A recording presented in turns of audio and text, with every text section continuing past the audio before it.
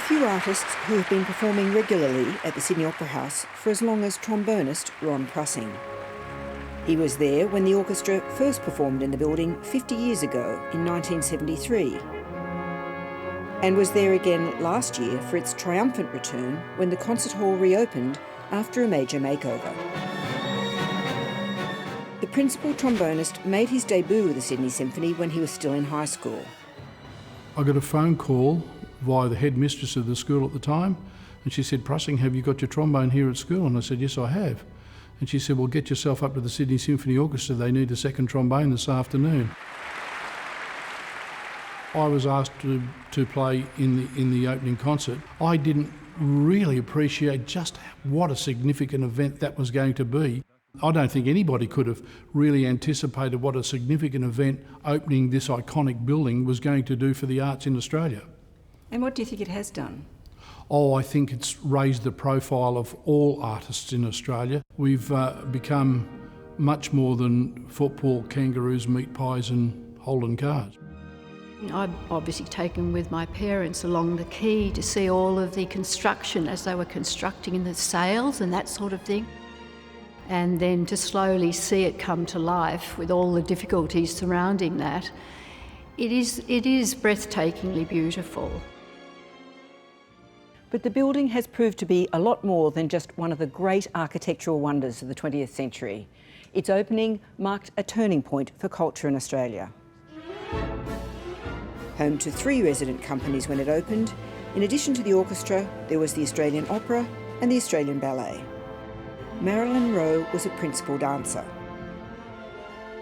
It was comfortable, it was warm, we had a green room, and the principal dancers' dressing rooms looked out onto the water. It was just amazing. We couldn't believe how luxurious it was compared to what we'd been used to in the old days. But there were problems at the house. The orchestra claimed the large hall, originally intended for opera and ballet, and the dancers and singers found themselves in much squashier quarters. Well, the sets have to be adjusted to fit the stage because unfortunately it is small. Very limited space in the wings as well. And it's a pity that those theatres, the concert hall and the opera house, were changed over because it really, as a wonderful iconic building and an opera house, it's a pity that that stage is so very small. Of course, one can only imagine now, with the amount of symphony activity and the amount of opera activity, the idea of a shared hall is just nightmarish, so it wouldn't have worked. Moffat Oxenbould was the artistic director of Opera Australia for 15 years. He was there as the curtain first went up in 1973. There were pragmatic reasons for the company choosing to do Prokofiev's War and Peace. The main reason was that it was such a dream for Australian singers, many of whom were expatriate and worked in the Royal Opera House, Covent Garden, Sadler's Wells, to come home. And the War and Peace has zillions of roles, servants and maids and soldiers and generals and Russian people. So that there were so many opportunities. Some of them were just tiny little spits and coughs, but they were all part of that opening night. In the second act, suddenly, Sir Edward Downes was conducting away, something appeared on the pit rail and ran along the pit rail and looked at Ted Downes. And this was a possum that had made its home somehow in the opera theatre, on the opera theatre stage. Now, I don't know what it ever ate. Australian works and themes had started to emerge too. The ballet had already commissioned a work based on the dance of the lyrebird. The opera brought a very Australian touch to Mozart's Magic Flute. So we had lamingtons and we had koalas, we had kangaroos, we had a crocodile. And that's the joy of a piece because these pieces were written to be entertainment. And a few purists were perhaps upset, but... that's not a bad thing. Yes, it's a good thing. But to make a debut in the Sydney Opera House was an honour, and it was a moment to underline in your CV. it helped change people's perceptions, even Australians' perceptions of the cultural landscape. Just, it's amazing to think a building can do that, isn't it? Oh yes, but I think that it was a dream as well, and we wanted to be worthy of the building. The current CEO, Louise Heron, has worked to transform the building into a cultural hub with its own programming, rather than just be a hall for hire. The Opera House was built to serve the community.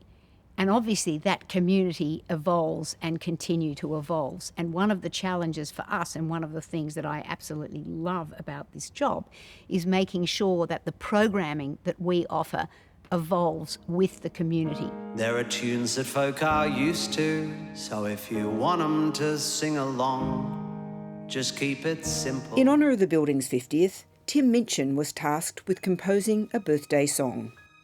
You ought to play it safe. Life is just a game. People like the rules as written, so just give them more of the same. Yeah, so I wanted to write a song about bravery and how the arts help us open our minds, and how this building is such a fantastic monument to creativity and like audacity. And at some point, I was actually sitting in London at a friend's piano. I realised that it might be really powerful and potentially emotional to write the song from the point of view of the opposite voice, of the voice in culture, perhaps the type of voices that almost made this building not happen, the kind of conservative, like, this is a folly, what a waste of money, we could be using the money for other things. No one likes a show off. No one likes a clown. Now that it's 50 years old, I think it's nice that it's older, because so many performances have happened there and there's a sort of spirituality about it.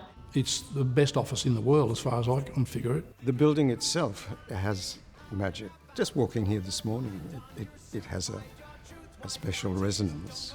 It's a grey day, but it's still magnificent. It's safe, know your place, know your lines, know your limits. Find a doctrine, get it locked in, build a box and stay in it. Toe the line on your suit, hide your truth, wipe your tears. Don't cause trouble, find your bubble, stick to black and white ideas. Play it safe, keep it beige, keep it simple and same-ish. Leave the weird ideas to the Danish.